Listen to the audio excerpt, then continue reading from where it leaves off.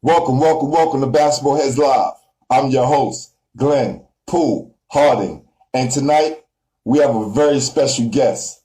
This basketball head is a George Westinghouse standout who made his name on the playgrounds of New York City. He also was my teammate on the Madison Square Broncos AAU team and the Hersh All Stars. R.I.P. to Hersh. This basketball head also helped our team win the Brevoort Coliseum Championship in 1988. College basketball was not part of the long-term plans because he had to focus on home. I know all too well about that. But this just made him more determined to make a name for himself before it was all said and done. No matter if it was Brevoort, Soul in the Hole, LG, West 4th, Nike Pro-Am, or Rucker Pro-Am, he was doing just that. And oh yeah, he also won championships in every last one of those tournaments. In the late 80s and early 90s, this basketball head was leading every tournament in block shots while running the basketball scene and the party scene. As a 6'11" club dancing professional, that's right, he was in the clubs, grip shoes and all. I've literally seen him grab the Studio 54 ball while dancing in the middle of the dance floor. With all those things going on, that did not stop him from playing on pro teams in the USBL and CBA. He also appeared in the basketball movie On Hollow Ground, which won an Emmy and featured some of New York City's legendary players, like our next guest.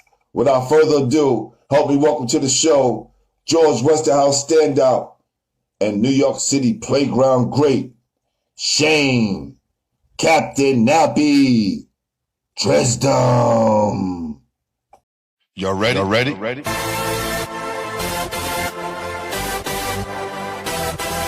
Yeah. You have just stepped into the world of chaos, where everybody goes hard.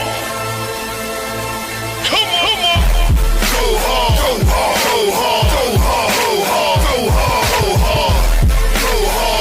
Or go home. Never back down. You gotta hold your own. Go hard. East Coast, go hard. West Coast, go hard. Midwest, go hard. Dirty. Hurry up, everybody, get online, buy your tickets, cause the game about to start. What up, man? Let me get some light in that room, man. I ain't no light in that room. Come on, man. Let's light this thing up. How's that? You need more? Now you dark. That's what I was thinking. You have to put a light in. Let's try to get somewhere we get some more light, because I can't see you. That's better or no? You need more light? Just a little bit, fam. Oh, you got that nice jersey on too? Oh, you know what I'm rocking today? I want to see it. I want to see it. I can't see it. That's that Cowboys? No. Man, this is O.J. Simpson. What are you talking about, son? Original. This one I run on, J.U. Ice. Don't get fucked up. You already know. This official right. O.J. That's you right. know who I am. That's right. Yo, man. Long time coming. I just want to let the people know that my guy was in front. He had things to do, so we here now. Pardon the interruption. Don't worry about it, fam. We got some time, man. And my guy already did your picture. It's much better. Okay. If you guys can see Shane, give me some thumbs up, and you can see Shane on the other side.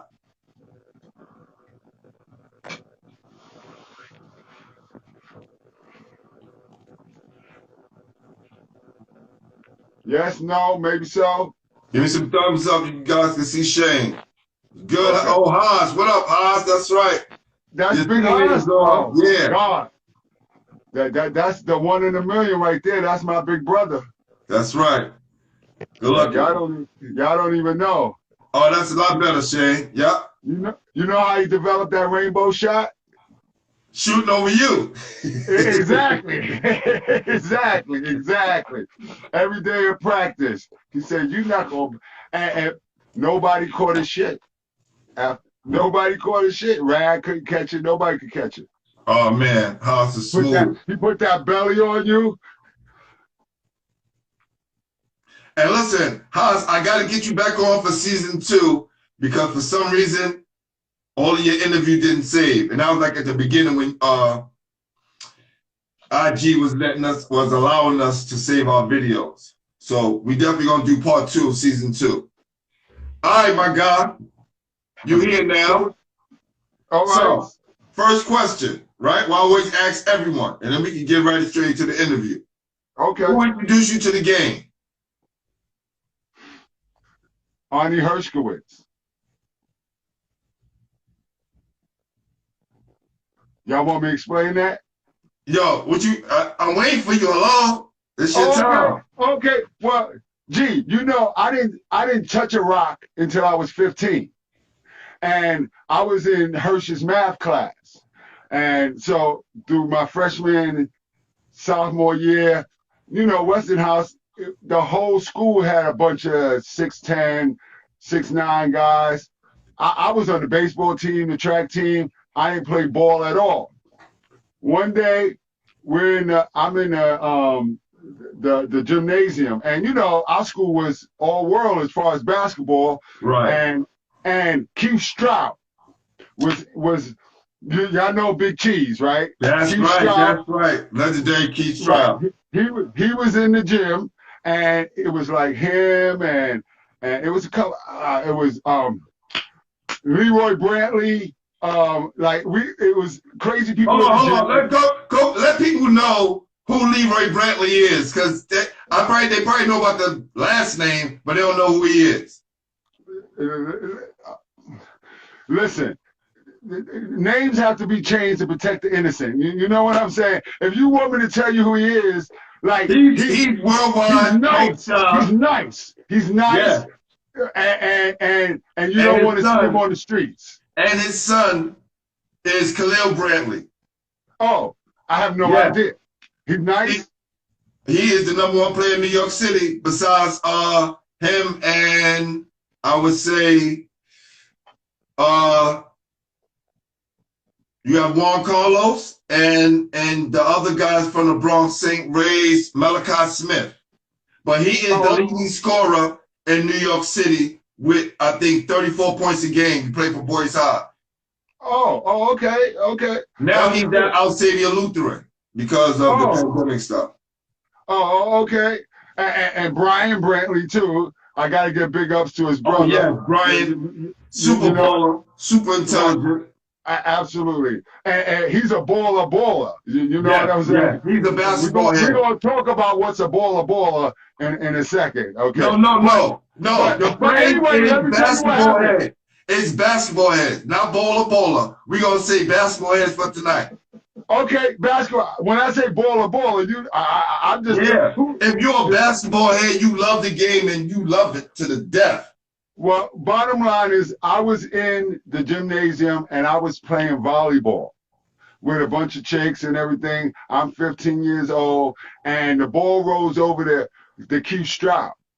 And Keith wouldn't give me the ball back. And he's the man in high school, like everybody knows. He wouldn't give me the ball. And he's like kind of picking on me. It's like, and he's actually playing basketball with the volleyball, right? And he's dropped, Keith had the illest drop step. Yes. And, okay, so we ain't even gonna talk about it. Nobody can touch his drop step except me. I punched Keith's shot 3 times in a row and never played the game. The next day, Hersh and Herb Turk, we're going to talk about Herb Turk, they was in the gym that day, and they was like, and Hersh walked up to me and was like, hey, why don't you try out for the basketball team? And I said, I ain't trying. He said, I'll give you a pair of sneakers and a polo shirt. And I said, Okay, but he says, all you got to do is try out. If you don't make it, it's okay. I was the last person to make my team my junior year in high school. Wow. And then I met you guys, and by the beginning of my senior year, I was top 100 in the country. Check my stats. Check my stats. Talk that talk. Where you from in Brooklyn, Shane? I'm from East New York, pink houses, building 17. Don't get it fucked up. And we do it mean on this side. You know, East New York, we don't talk. Like, get it, don't get it. You know, I would come out to Brevoort and pop shit, tell my man Horse, I punch this shit. Matter of fact, what's your next question? That's how I met the game. That's shit, fam. That's how I met the game. That's how I was introduced to the game. And Hersh, after I made the team, he took it upon himself to mentor me. And the way he mentored me is that he got guys that were older than me that he already had took care of before me to come back and beat me up early in the morning. That's Walter Berry.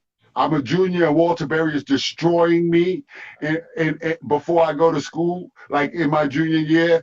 That's John Sally destroying me. That's Ed Pickney destroying me. That's Richie Adams destroying me. And then I was like, no more. Hey, that's some good training right there. Oh yeah, no. It was no practice. It was no. They just played against. We just did one-on-ones in the morning, like my whole junior year in high school. It says, yo. Who's that? Garfield Smith. He says Shane been wild. Shane been wild since day one. Don't let it know. You are the original Rodman. No. Rodman was jacking my swag from day one. Y'all all know it. That nigga ain't for real. Y'all know it. So let's go on, because I'm gonna pop a lot of shit. Yeah. So anybody, and I want objections. I want objections with my rejections. Okay, let's get it popping, because everybody caught some of this glass. You too. Yo, I was gonna ask you, at what age did you fall in love with the game? But as I remember, you just liking the game and not really loving it. No, okay, let me explain to you. I love competing against superior physical specimens. That's period. Like, I'm a Renaissance physical athlete. Y'all know I could dance. I could play every sport well. I'm about being nice. Like, you know, I always had to be on the starting five, period. So how could I be on the starting five, never get off the court, punch everybody's shit all game long? Pat Alphonse in the building. He said, what up? Oh, yeah, I was just talking to G earlier today. We were just talking you up. What's good? What's good? Yeah. That's my dude. That's my dude. But that's day one. So when you was coming up, Shane, when you was coming up, right, and you started to play basketball, start to figure out who was the guys in the neighborhood who was good, who was the nicest guy in East New York when you was coming up? Nigga, why you even gonna ask me that? The nicest guy, I forgot. I'm just gonna take the nicest guy in East New York is literally the nicest guy that I ever played against in the game of basketball, period. I ain't seen nobody better. Still to this day, I put maybe Jordan. Yeah, Jordan's better. But he only did better. But the nicest, you know who the nicest is, man. Like, I probably spoke to him this morning. Who are you talking about? We talk about Sweet Pea, son. He told me to tell you what's up. I spoke to him this morning. I told him I was having you on tonight. He said, tell my boy Shane I said what's up. For sure. I'm sure he did. And you got him hyped, because now he's definitely coming on season 2. Yo, let me tell you. Lloyd, let me tell you, Lloyd is one of the biggest reasons I got down in the whole community. Lloyd liked my game, and he said he's playing with me every place. Like, Lloyd wouldn't let me play against him. I never played in a game against Lloyd, ever. I only played with him. Oh, wait, hold on. Let me take that back. One time we played against him, and you was in that game, and that was a very significant game. Yo, let me tell y'all.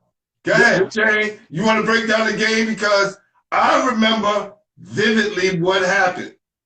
Okay, I remember vividly what happened. If they had every player in New York City who was nice at that time, besides the people that was on Riverside, but they had everybody else. I'm talking about Matt Tucker, everybody. Everybody on the crew. We had Jason, we had Doc, we had Juice. It was you, it was me. We was playing against Gauchos, and they gave it to us that day. But that day changed. No, the championship we won. Remember, Lloyd had 47. He wouldn't sub out the game. Remember, he wouldn't sub out the game, and that threw their whole team shit off. Dave couldn't sub him out. He wouldn't get off the game. So that threw their whole continuity off, and we wound up winning. Keith Stroud was on that team too. Keith Stroud played in that game too. But here's the thing. That game was like all time, and I'm saying this, so I'm going to admit to this, and then anybody tell me. All time, 5 guys caught me. 5 guys caught me all time. The first one that I got was in that game, and me and you got it at the same time, and I refuse to get dunked on like that again. Yo, don't put me in that shit, because you was holding on to his leg. Yo, he was going. It was Chris Brooks. Yes, and me and you called over. No, time out. Yo, time out.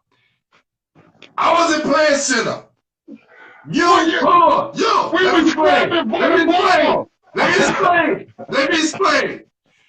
Chris Brooks, you pushed Chris Brooks under the backboard. He bounced that shit and jumped backwards. Hit you in the chest, moved backwards, and dunked on that shit. Yes. Now, was I in the vicinity? I saw it happen. You was holding his leg. We was running for the ball. The ball was on the ground, and Chris caught it. Let me tell you. But here's the bottom line. Yes. Chris Up was off the chain. Yes, Chris Brooks, Lloyd Daniels, Arnold Bernard, Dal Reed, they had a crew. Right. Now, but that day was the day I developed the NDP. You know what that is, right? What's that? An NDP. Oh, that you ain't from East New York. MDP is my high school. Martin DePorres, that's my high school, MDP. No, NDP. Okay. No dunk policy. No dunk policy. NDP. Now, you go into the archives, you ask everybody who caught me. I was under the rim every game.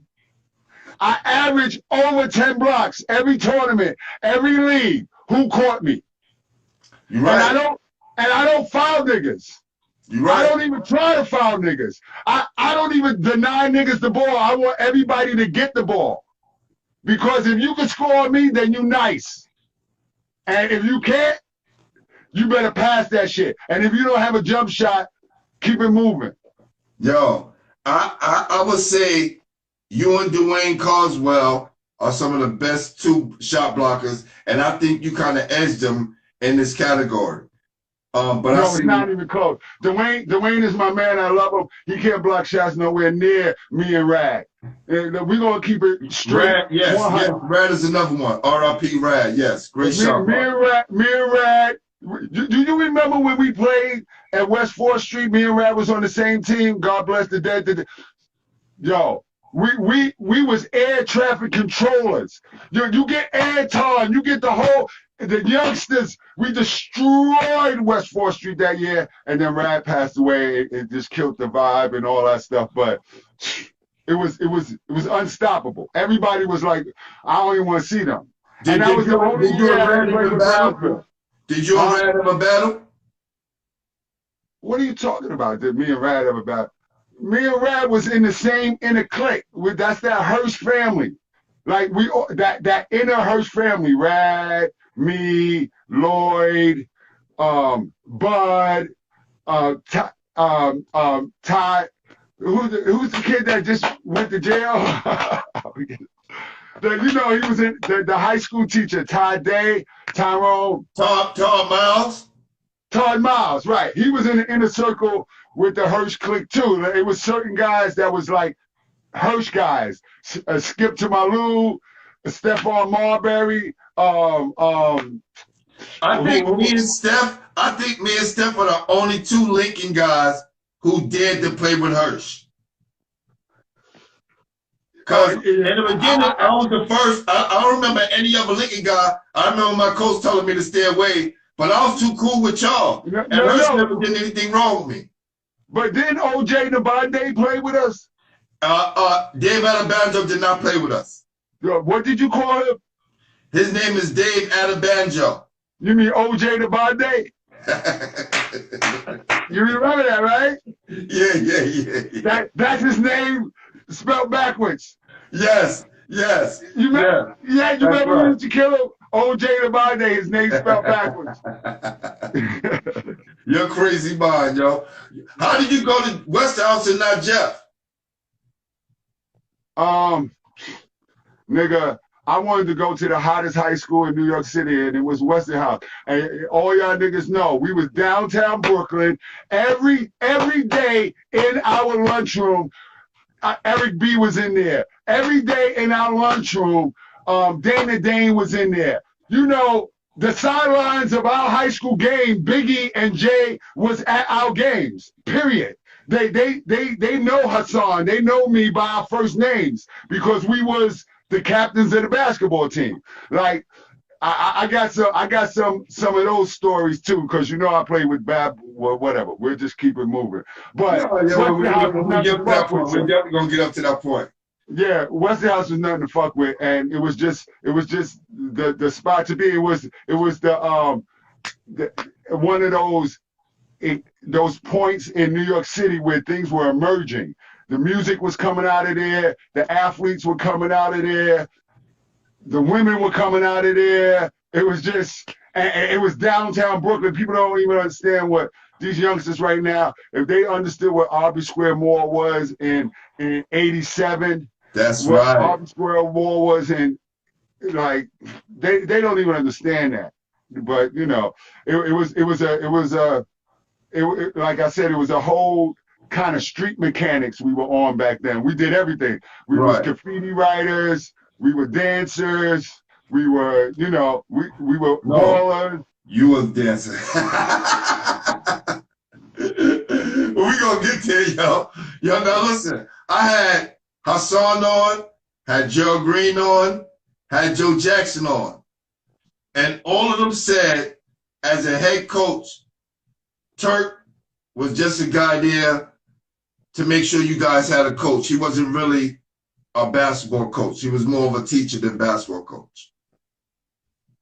And you're asking me if that's true? Yes.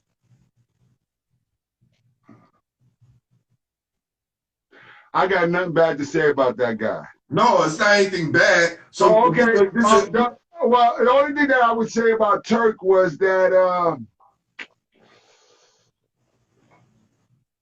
I mean, I don't really got like you used to talk like him and Hersh a lot before I even met Turk. Hey, get your fucking finger out your ass. This is him throwing his hand on. Get your fucking finger out. Shout. Yo, the way he used to yell at Shannon was crazy. Shout. Hassan, move your fat ass. He was good at cursing at us. He was really good at cursing at us. But you know, but he's the guy that fucked me up mentally for because I never practiced. I never worked on my game. I never did none of that stuff. All I did was saying. So this is what I'm saying, right? Because I mean, even after that, I just played. That was my practice. I just played and I run. I never did nothing. The game just came natural to me. I never worked on it. Nothing. It just was like I could just block shots and run like a gazelle all day long, and it was nothing nobody could do about it, and that was it. Hersh, he was like the recruiter. He was trying to, at that time in high school, a lot of it was about talent and who had the most talent. You guys had coaching and talent. You know what I'm saying? And it was like, and then y'all had Tiny. Tiny's amazing. Like, you know what I'm saying? Like, people don't understand the mind that guy had at 15, and it's no surprise that he molded the whole next generation of basketball players. And you know, me and Tiny got the history. We went to college together. We did so much stuff together. That dude is my brother for life. You know what I'm saying? But he better not come into the paint either.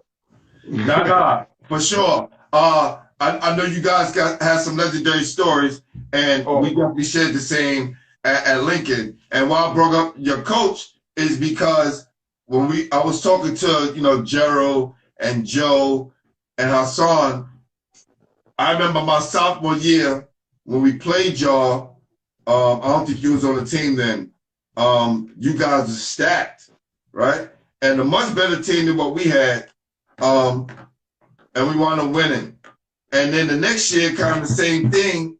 But we used to always, on my team, after the game, we used to be like, damn, we won. And couldn't believe we won because you guys are so talented. And what me and Hassan used to, finally talked about was like, yo, G, let me tell you, Turk was a great man, but he didn't have the basketball mind. And you guys had some great players that came out of Westinghouse. So definitely salute to Turk, man, and the rest of you guys' team. Yeah. It was all centered around. A lot of it had Hersh, and you can't Westinghouse being a powerhouse or even having players without Hersh.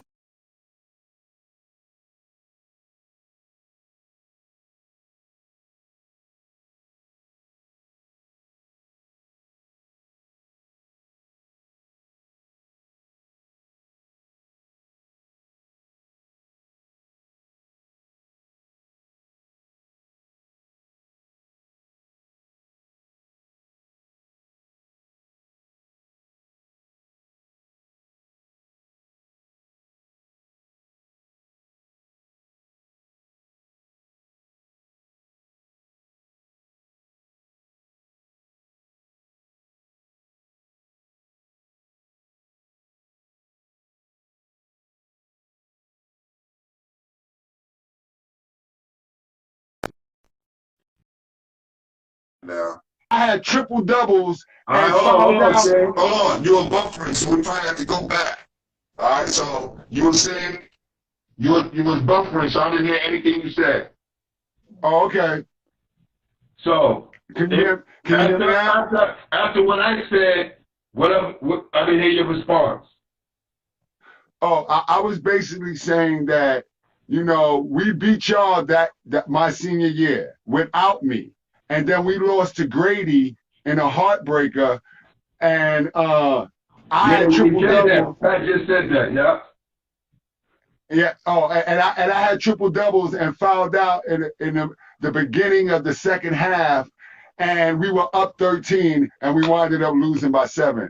And the team that won the city that year, we beat them without me. And so Turk didn't really know how. He didn't know that I fouled out the game. He used to get confused between me and Shannon. So when I had 4 fouls, he didn't pull me out the game, and he was like, hey, he was actually subbing me when I fouled out the game because he thought that the other 2 fouls that were gotten was on Shannon.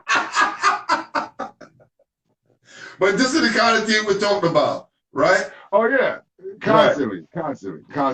Yeah. So Pat Alphonse said after the game, right, you would go to the garage Then he would wash his clothes at 9 a.m. a block from the club. How legendary is that?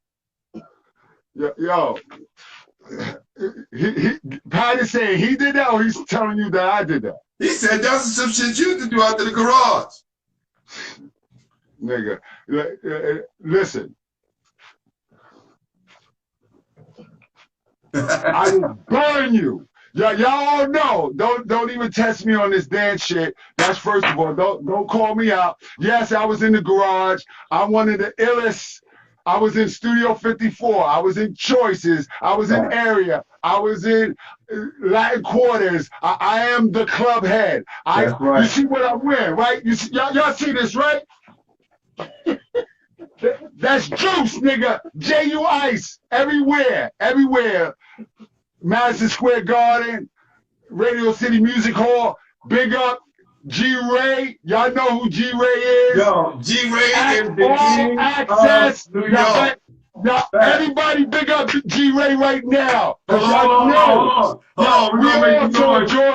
We're gonna make some noise for G-Ray right now, for sure. We're gonna make some noise for G-Ray.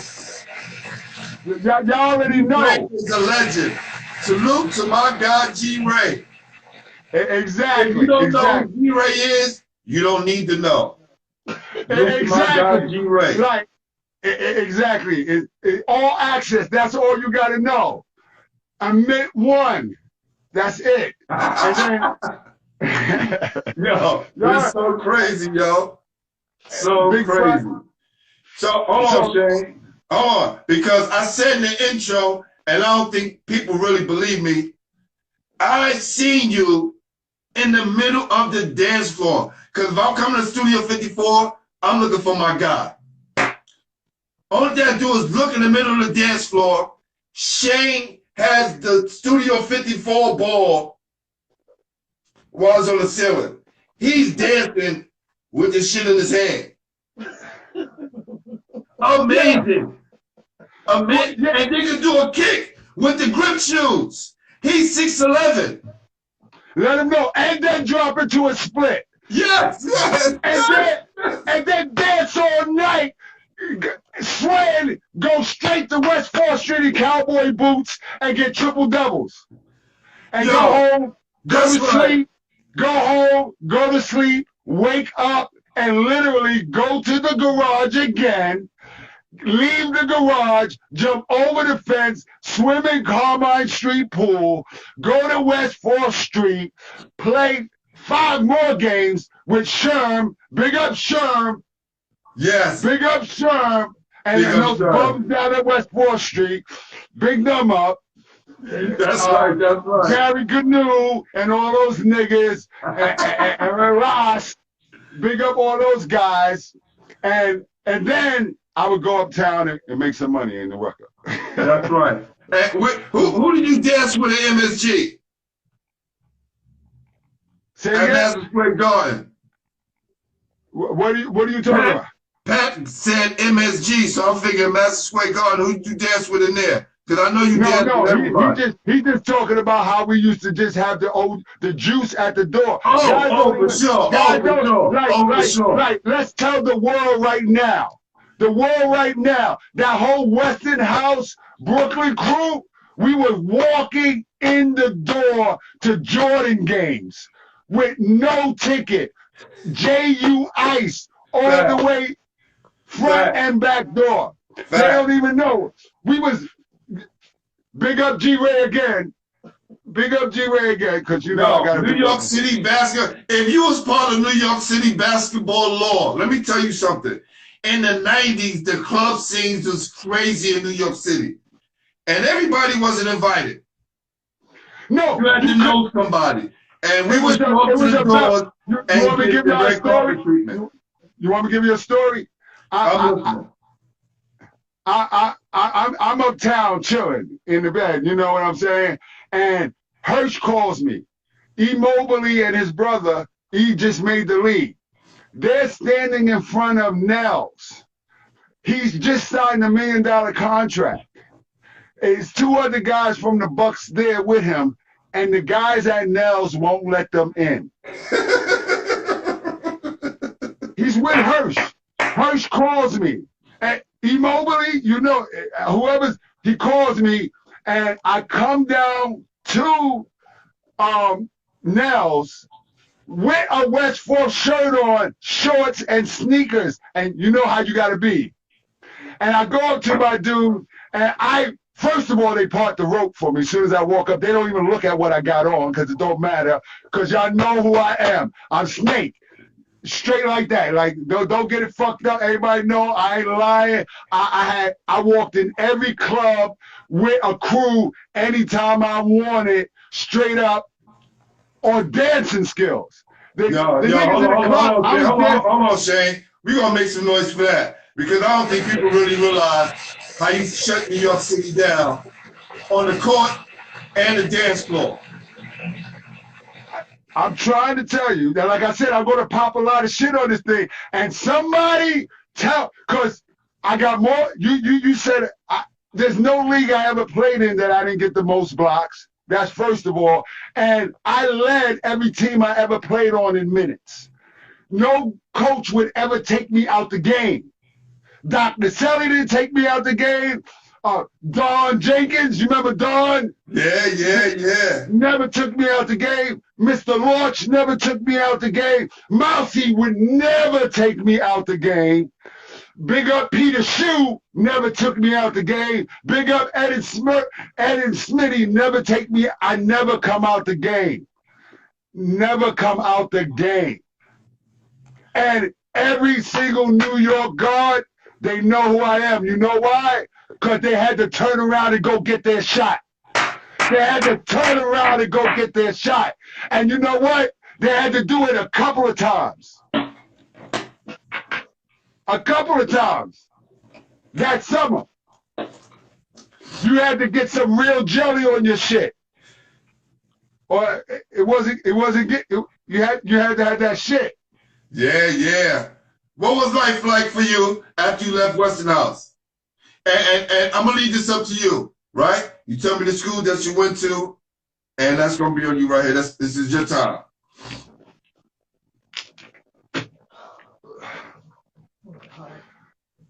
Okay. Everybody that knows me, okay?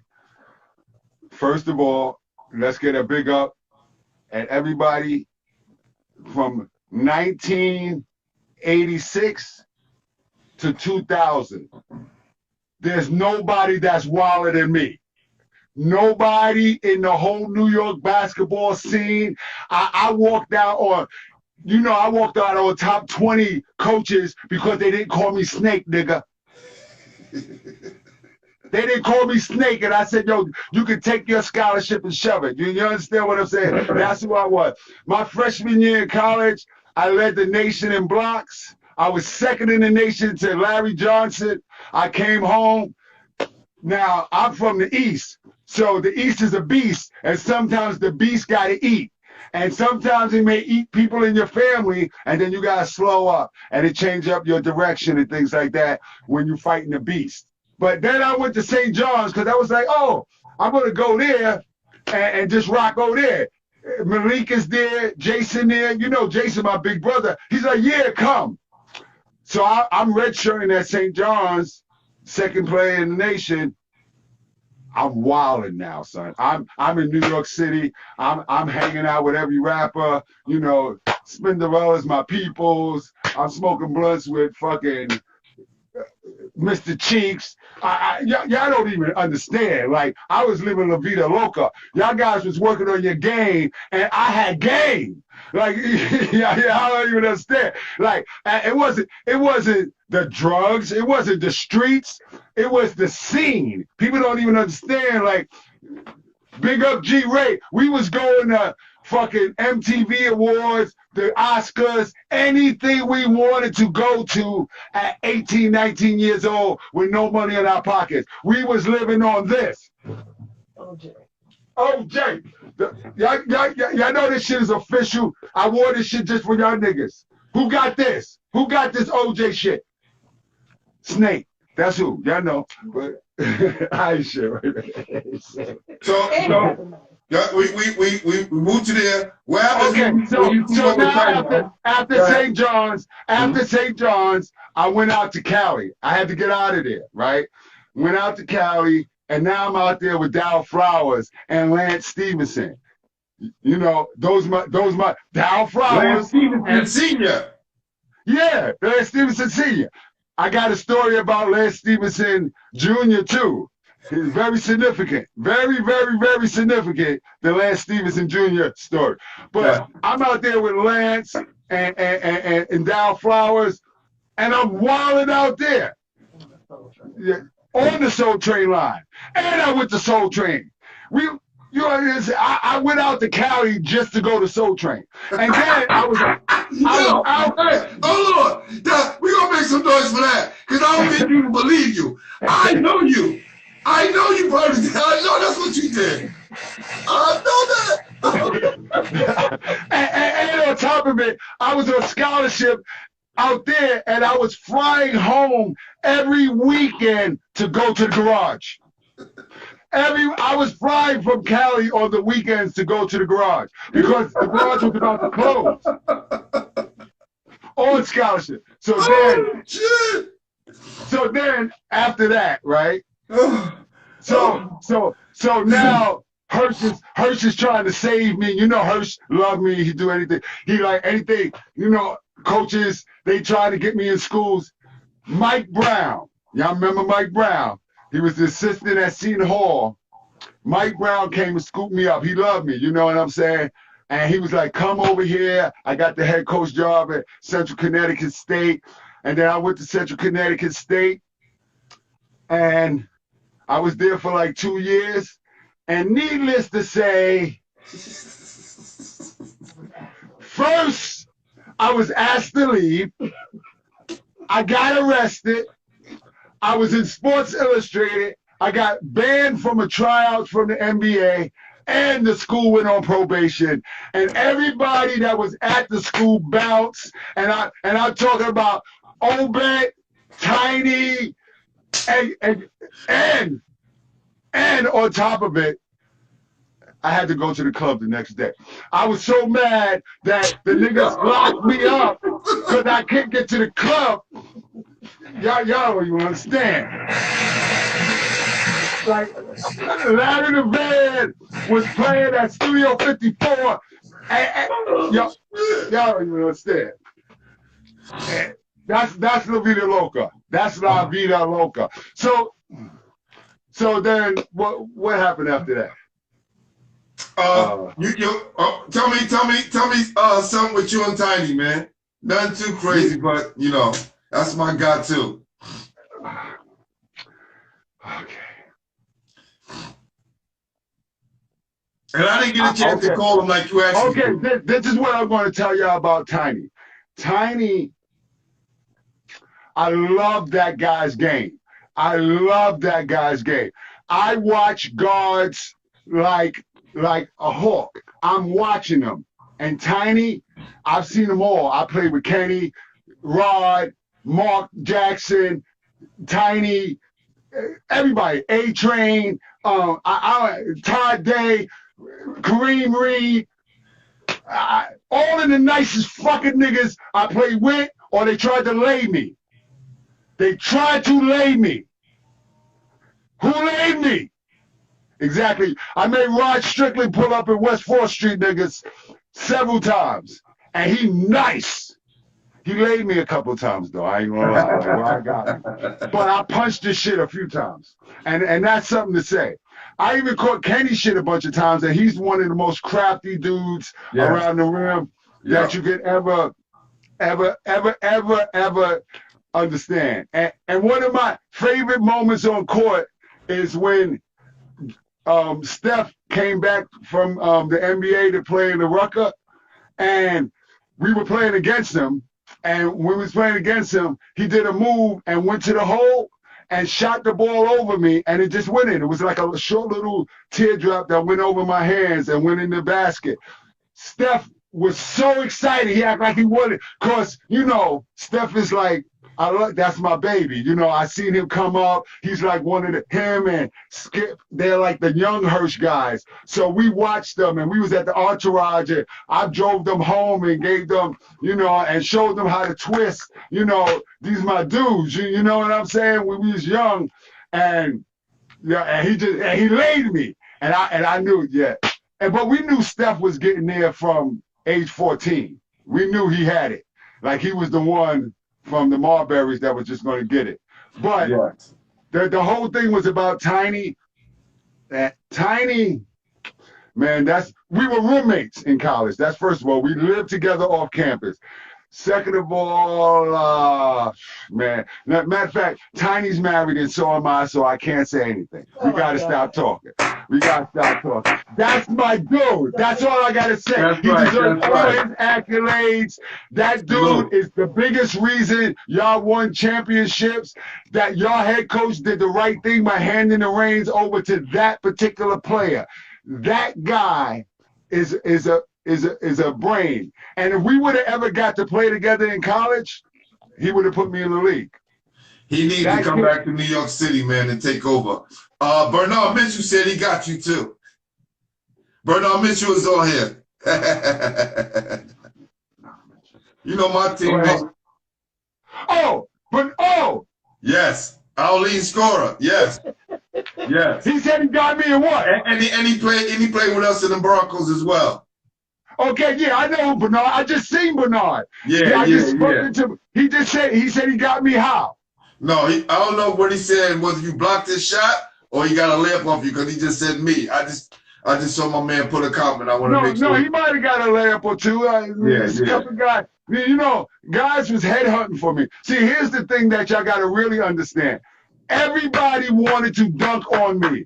Every single NBA player that came into the Rucker, everybody, Mace, all of them tried to dunk on me. Rag, Jason Williams, Doc, Juice, everybody. Wally, half man, half amazing, high octane. They all tried to dunk on me. Tried. NDP, none of them caught me. None of them caught me. And I don't foul niggas and I don't run away and I play the whole game. All right. Now, Fact. What role did basketball continue to play after you left school? See, okay, yeah, let me see.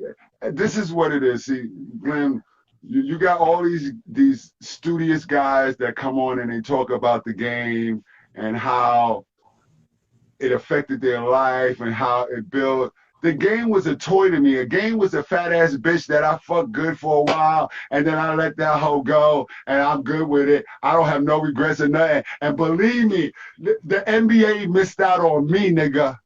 Like you understand what I'm saying? The NBA missed out on me.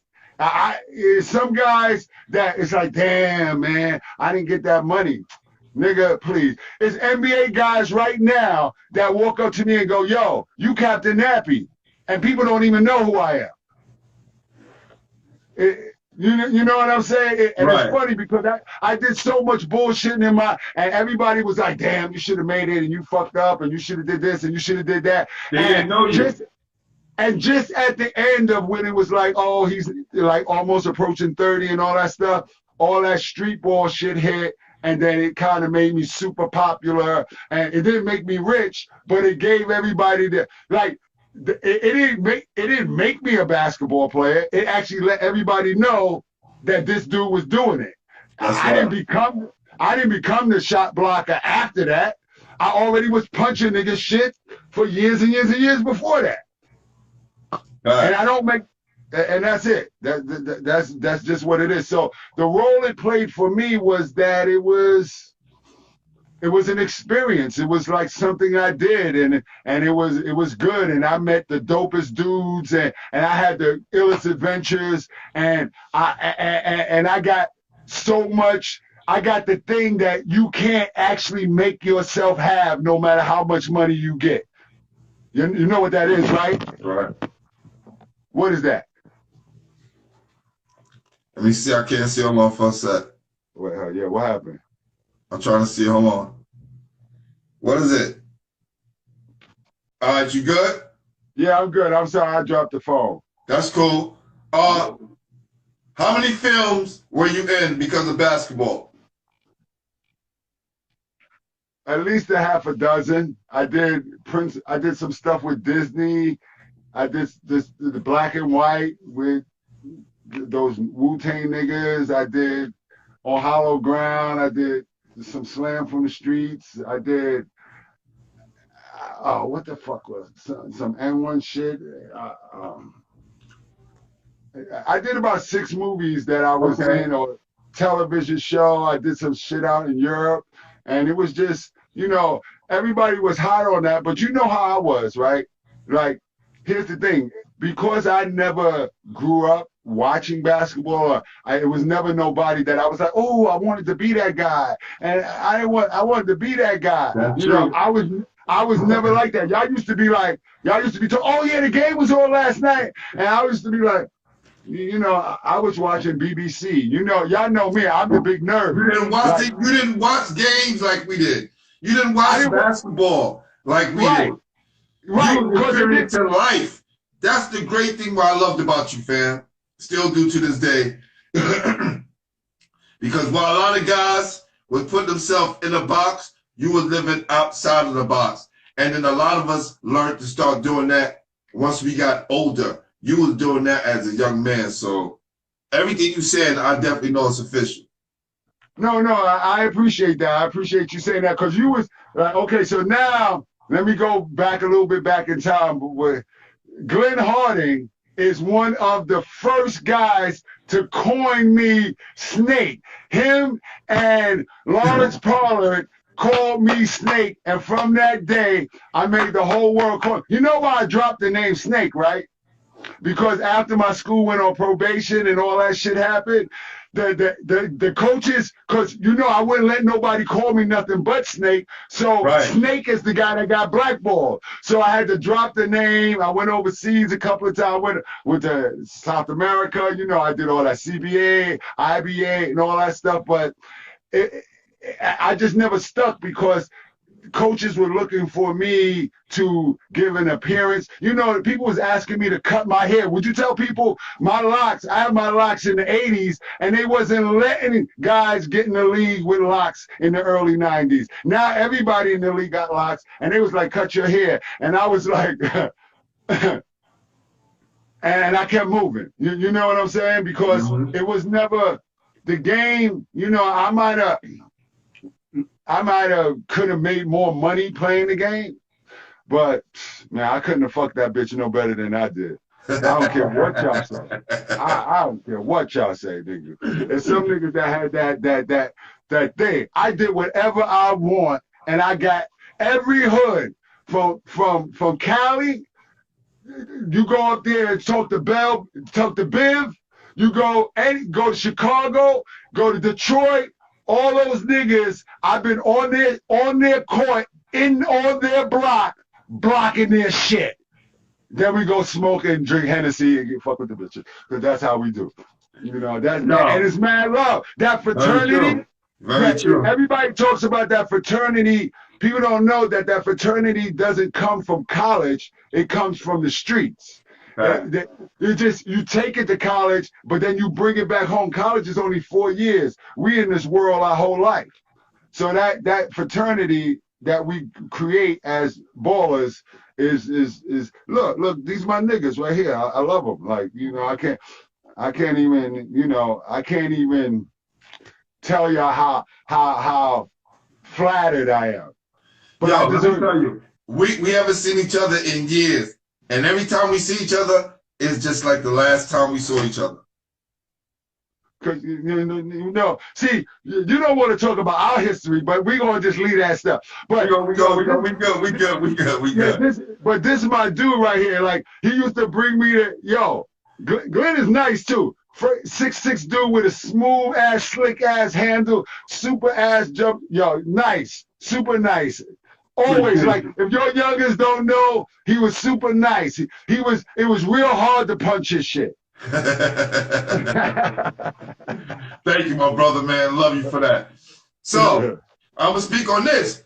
We won championships, right? You won championships in every tournament you played in. I won 3 with you. Or was it 2? 2. 1 in Brevoort, and then we won the AAU championship when we beat the Gauchos, right? Tell me one of the greatest championships that you played in. Okay. It could be 1 or 2. It don't have to be every championship, because I know you won about 50. We'll just keep it to like 2 or 3. Okay. I will give y'all a good one. Okay. Yeah. This is the story, so it's going bigger, and this is this is colorful. So I was doing my thing, whatever thing I was doing, right? we 3 years undefeated with Bad Boy, right? I get caught up in something up in Valhalla. So I get snatched up. I'm locked up. We got a championship game coming up in the Rucker, right? So I'm locked up. Mousy don't take me out the game. He thinks I'm a fucking like fucking good luck charm. Real talk. He tells Puff, I'm locked up. Puff gives him the money to come up to Valhalla to bail me out but Mousy got he a felon. So he can't bail me out. So who bails Captain Nappy out of jail to play in the Rucker Championship? Ron Artez. So and we go straight. We go straight from the jail. They drop me at the club. I go straight to the club from being locked up because it was an ill party that night. And then I went home, went to sleep, got back up, and I had the illest triple-double game. We played against James, Ryan, and Primetime, and Corey Williams tried to dunk it on me 4 times in that one game, and I smashed all 4 of them. Matt Tucker tried to dunk on me like 4 times in that game. I had about 17 blocks that game. I had a triple-double, and it was recorded on Inside Stuff, and me and Ron Artez took home the co-MVPs. Check the facts. That's what happened. That was an ill one. Then the other ill one was the one that I caught in West 4th Street when me and Lloyd, we all brought one home for Brownsville to Big Bo King. Big up Big Bo King. Everybody big up Big Bo King, the original Nino, the original son. Like niggas don't even understand that the first nigga that was being referenced as son came from Brownsville was our coach. He was the first nigga that people was calling son. Would you like people don't even understand. It was so many street mechanics going on back then. Everybody had their hands in music, in the game.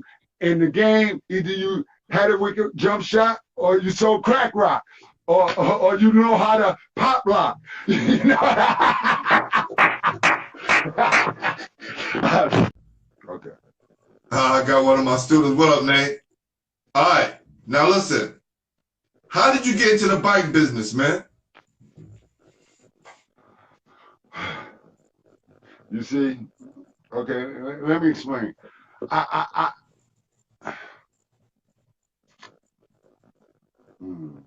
I'm in the business of buying and selling. Okay? And I deal with specific items. And some of them are bikes, but there's a wide variety of other items. And basically, I have a following based on my customizing and refurbishing, but it's really all about me finding a way to make $1,000 and better a week without paying taxes and having a boss. That's all I'm trying to do, nigga. I'm hustling. I'm a hustler. I'm a hustler. I'm a hustler, homie. Yo, Joe Green said Shane would have helped us at Westinghouse when he was there. I mean, obviously, I add on to every team. I punch niggas shit.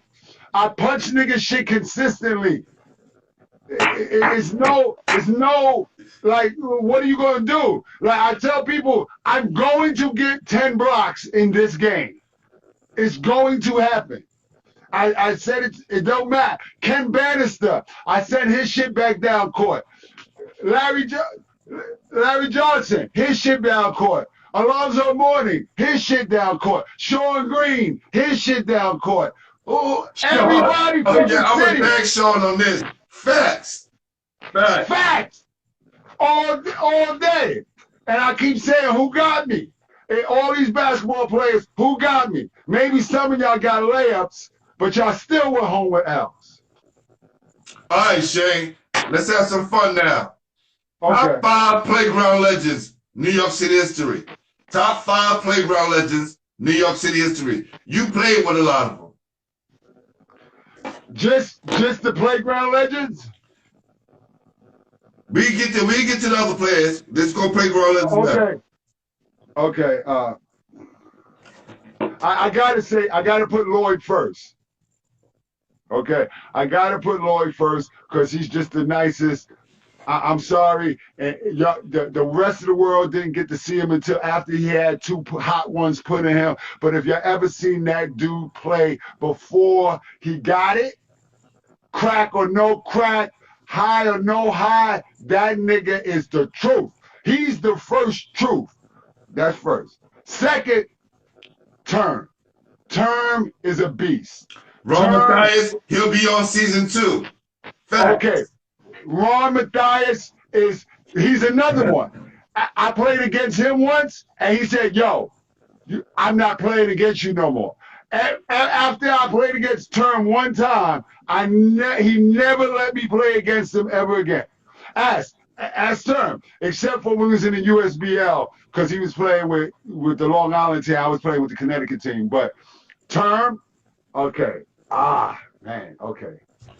Lloyd, Daniels, Terminator, Ron Matthias. Who else?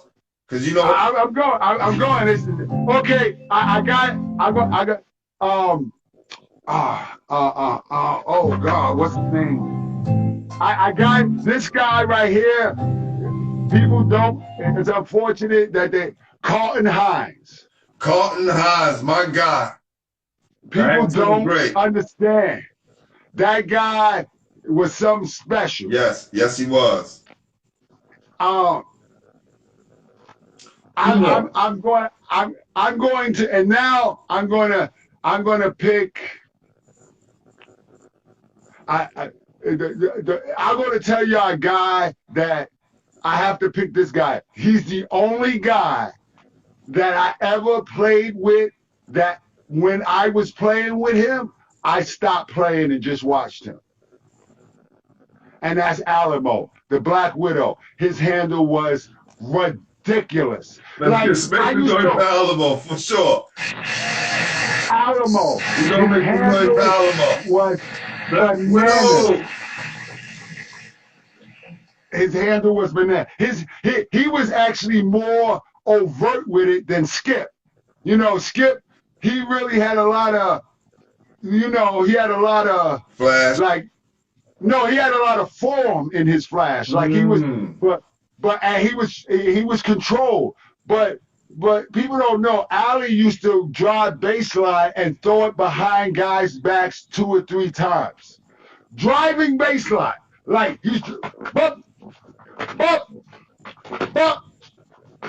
like ridiculous. So I would have to say him. And then last one. You know you're gonna have all your boys hitting you up in your DM like, why you ain't named me, son? Why you ain't named me? Nah, because and I'm gonna say because you ain't nicer than the niggas I name. And that's right. And I'm thinking about guys that I actually seen just destroy. Last one.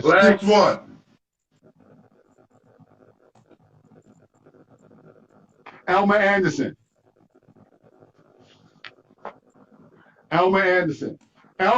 I gotta give Elmer his props because Elmer is the reason I don't have about 8 West 4th Street championships. I only got like 2 because of Elmer Anderson, and I can't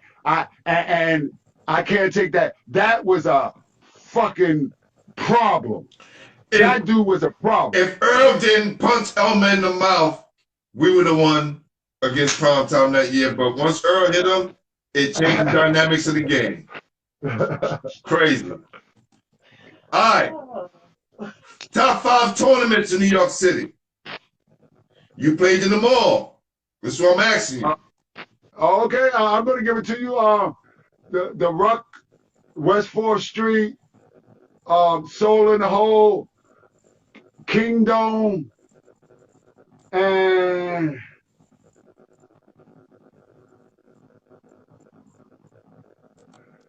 oh my God, I want to get. I would say Gersh now, but that wasn't when I was rocking. Right. So if I had to pick the 5th tournament, I would say Nike Pro. There you go. At Hunter College. Yeah. Nike Pro. Yeah. At Hunter College. Those were the joints right there. So, Top 5 big men in New York City history. History or my era? Who you know. I want to ask you questions. I only go about who you know. Not go back to the early 1900s. Top 5 big men, I have to give Strick because he was an inside player. He wasn't that tall, but he was an inside player, and he was just the hardest guy for me to guard. I actually don't have nobody else in my history of playing basketball that I thought was hard to guard.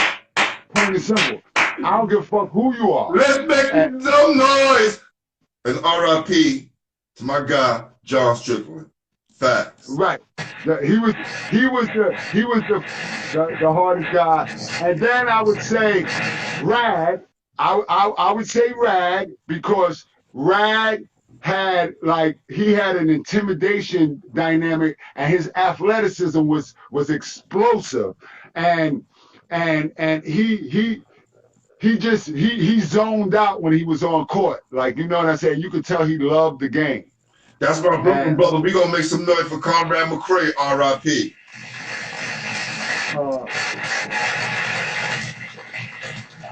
See, unlike our other shows, we don't do a moment of silence. We just make some noise. That's right. Celebrate their life. Right. So now, if I had to pick, who would be the fucking who else? Okay, me, like straight like that, because everybody tried to dunk it on me. I got crazy chips. I played all over, and everybody know me. And everybody tried to dunk on me. East Coast, West Coast, Midwest, they tried, and they fucking failed. If I'm lying, get on, tell the guys that see me, say it. Say it! Two more. Okay. Richie Adams. Facts. He's a monster. Let me tell you, Richie Adams had the most unstoppable move that I've ever seen. He used to jump hook down at the rim from the foul line. He used to catch the ball at the foul line and jump straight up and shoot the ball down. Okay, and then last one. Okay.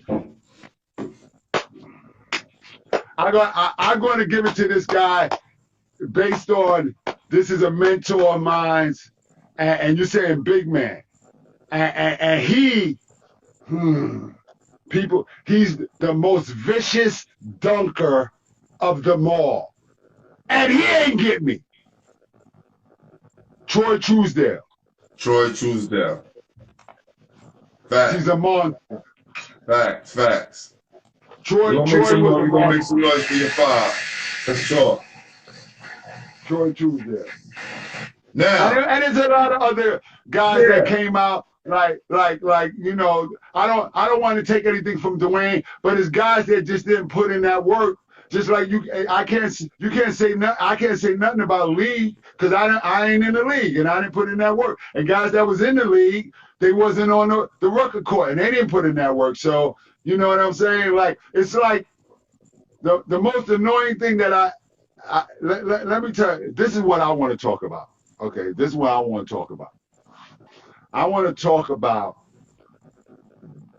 the fucked up shit that happened when the movie came out. When the movie came out on the Rucker, everybody got that fame. The Rucker organization, the players that got featured, and then everybody got separated.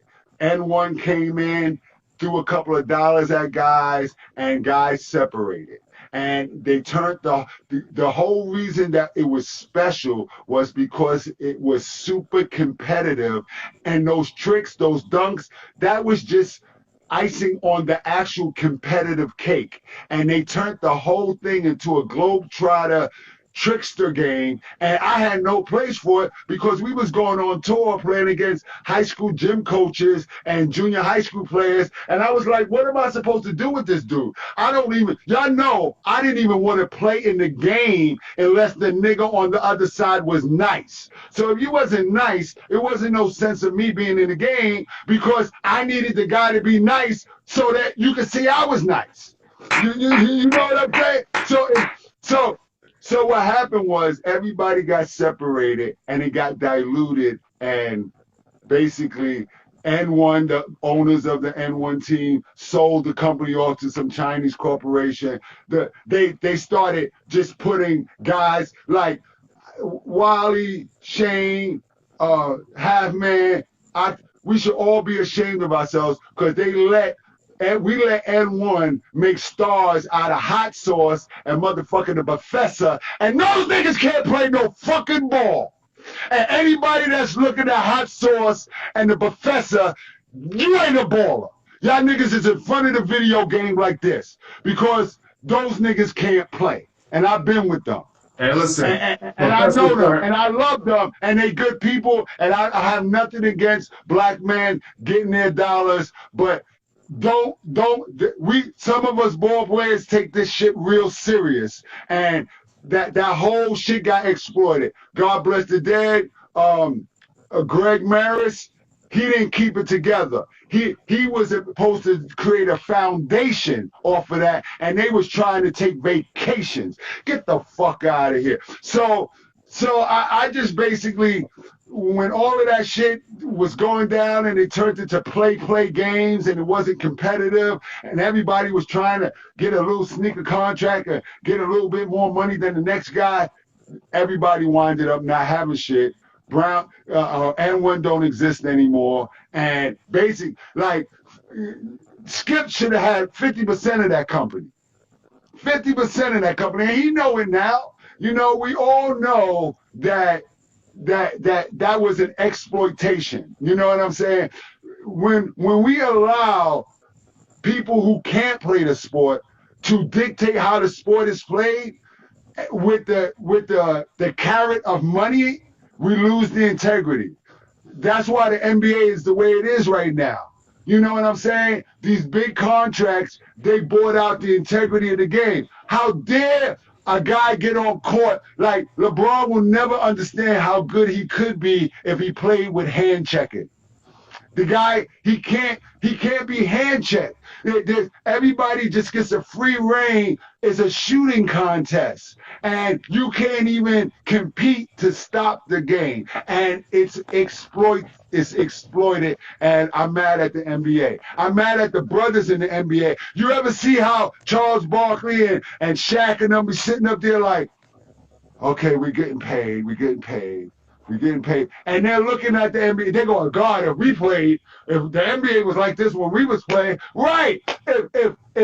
If basketball was like this when we were playing, it's just, and it got watered down to make it more Europeanized, to make it more Asianized, to make. And it's nice. We want black millionaires. We want guys to come up and give back to the hood and all that stuff. But the game is so weak. I'm sorry. I'm glad I'm not a fan because I could get an objective opinion. The shit is weak. And there's no more drop stepping. There's no more. Now niggas get the fuck out. The whole league, the rules of the game are dousing the athletic ability of the next generation of black men coming along. Because we had to tone it down so that they could play with us. Get the fuck out of here.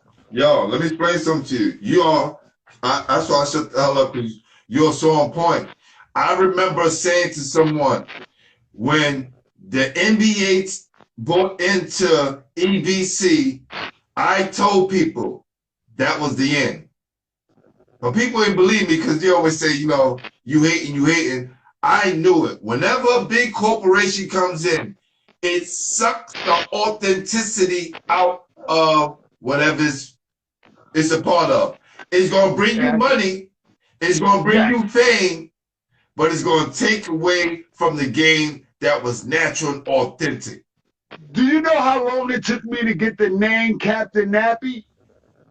Do you know how long it took Terminator Ron Mathias to get the name Terminator? He had to put in work. Now you go up to the rucker and do 2 moves and they call you Skip to my doo-doo and High Superfly. Well, we're not gonna put no dirt on our guy's Skip name, but I understand what you're saying, because I use this example of, and it's not to knock him, but it's a new guy, right? The kid Isaiah Washington. I said to people then, when he signed to Minnesota, I was like, yo, that's the wrong move for this kid. I don't think he's on the level. And it was like, yo, G, you don't know, it's the new era, Jelly Fam, he got the whole movement.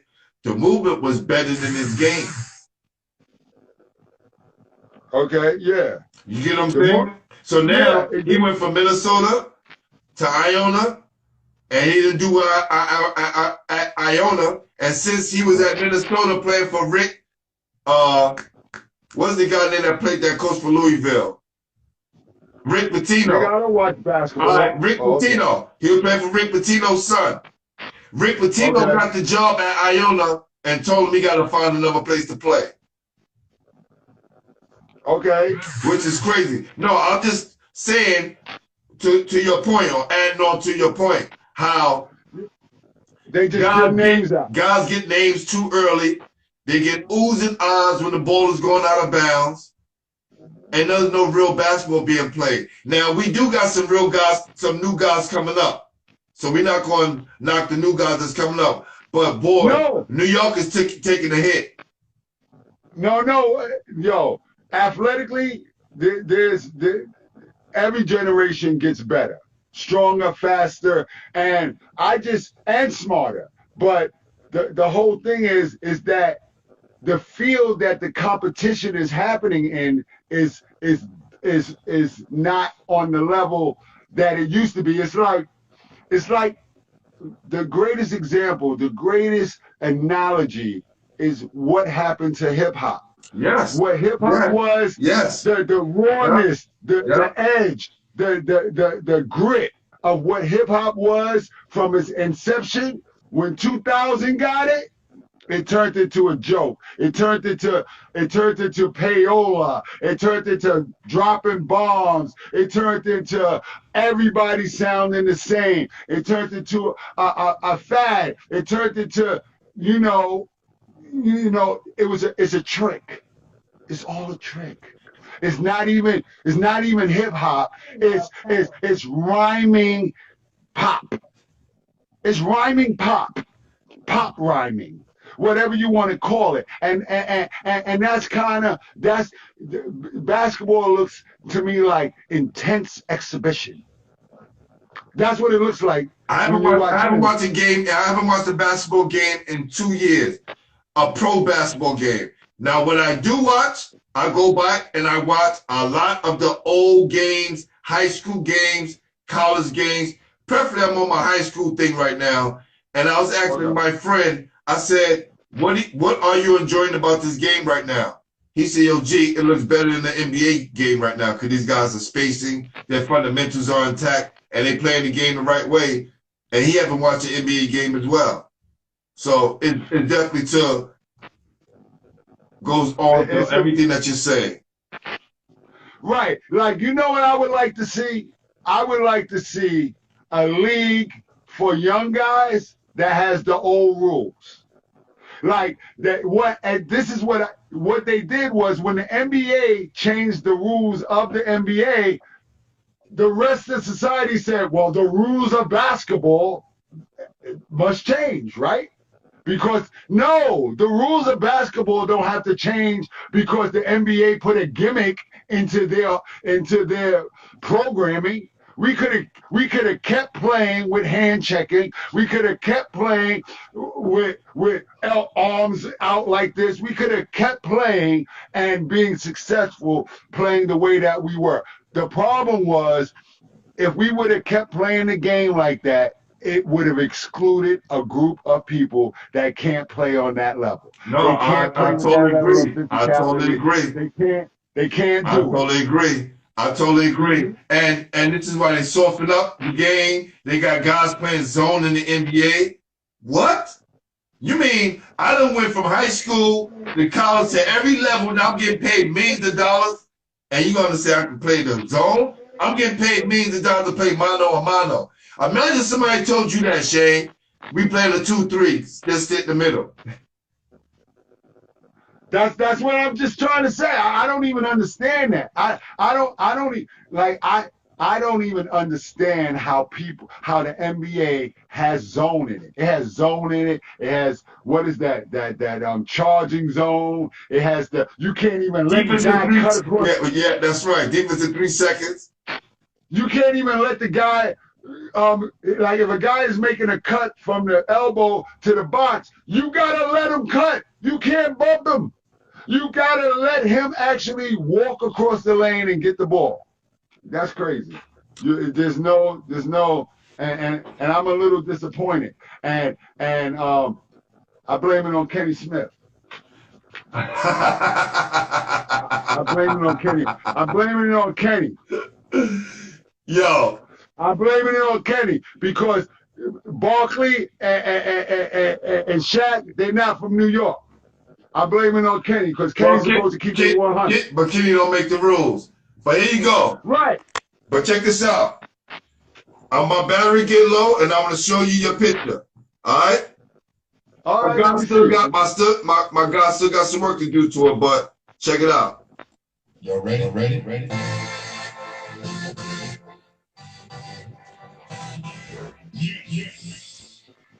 He got you with your dreads and without your dreads. Right? So you got to tighten it up. Okay. That's without your dreads.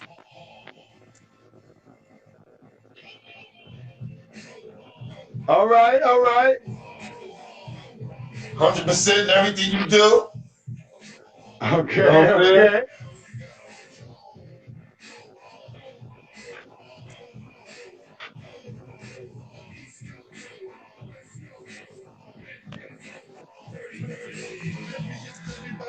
So listen, what I'm gonna do,